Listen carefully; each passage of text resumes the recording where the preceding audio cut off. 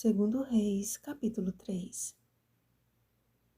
Disse Eliseu: Tão certo como vive o Senhor dos Exércitos, em cuja presença estou, se eu não respeitasse a presença de Josafá, rei de Judá, não te daria atenção, nem te contemplaria. Versículo 14. Com a morte de Acasias não havia herdeiro para sucedê-lo, e seu irmão Jorão reinou em seu lugar. Fez este o que era mal perante o Senhor, porém não como seu pai, nem como sua mãe. Adoradores convictos de Baal, Acabe e Jezabel construíram uma reputação muito difícil de ser comparada ou superada. Porém, nos pecados que caiu Jeroboão, Jorão também consentiu. E diante da ameaça do rei de Moabe, logo procurou a ajuda de Josafá. O rei de Judá já havia saído à guerra em favor de Acabe e quase perdeu a vida pela desonestidade daquele rei. Novamente, ele se mostrou prestativo para com outro rei de Israel e saiu em seu favor. Como na situação anterior, Josafá sugeriu que fosse consultado um profeta de Deus. Eliseu foi indicado e os reis desceram a ter com ele. Jorão foi desmascarado por aquele que de Deus havia recebido discernimento para perceber-lhe a maldade. Que tenho eu contigo? Vai aos profetas de teu pai e aos profetas de tua mãe. Como homem de Deus, Eliseu recebeu o dom de discernir espíritos. 1 Coríntios capítulo 12, versículo 10. E não fosse a presença de Josafá, o profeta não teria atendido o ímpio rei de Israel. Parece uma atitude dura da parte de Eliseu, mas era apenas o efeito da ausência de união entre a luz com as trevas. A presença do rei de Israel era tão inconveniente que Eliseu usou o louvor, à semelhança de Davi quando tocava sua harpa e afastava de Saul o espírito maligno. 1 Samuel capítulo 16, versículo 23. Para que o mal fosse dissipado e pudesse receber de Deus o poder para transmitir a sua palavra. É certo que muitas vezes precisamos conviver com pessoas difíceis, mas isso não deve impedir-nos de lhes sermos úteis, conforme a vontade de Deus.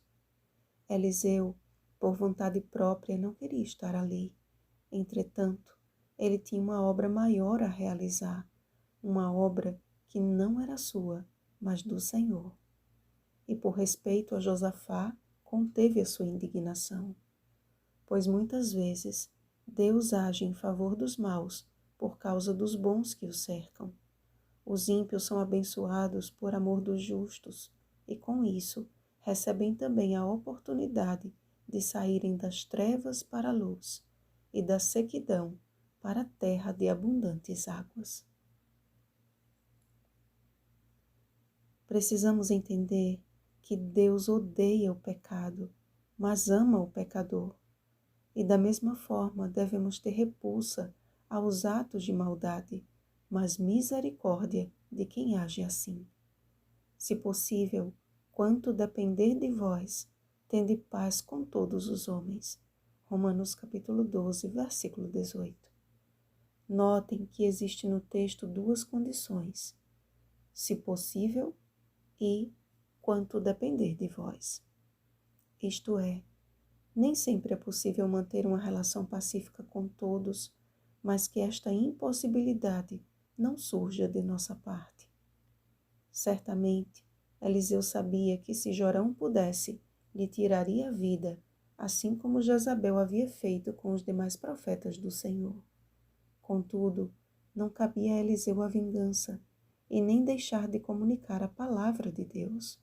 Porém, no que dependesse dele, tudo o que dissesse ou fizesse deveria ser um amontoado de brasas vivas sobre a cabeça de Jorão.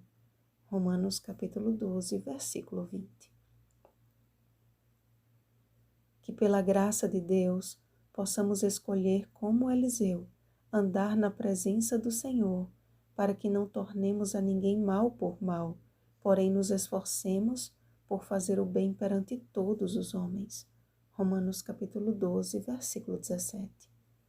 Porque em breve há de ser revelada a diferença entre o justo e o perverso, entre o que serve a Deus e o que não o serve. Malaquias capítulo 3, versículo 18. Até lá, amados, não é nossa a obra de fazer este julgamento, mas do justo juiz. Eis o que Deus espera de nós. Nisto conhecerão todos que sois meus discípulos, se tiverdes amor uns aos outros. João capítulo 13, versículo 35. Vigiemos e oremos. Um bom dia da preparação, discípulos de Cristo. Oremos pelo batismo do Espírito Santo.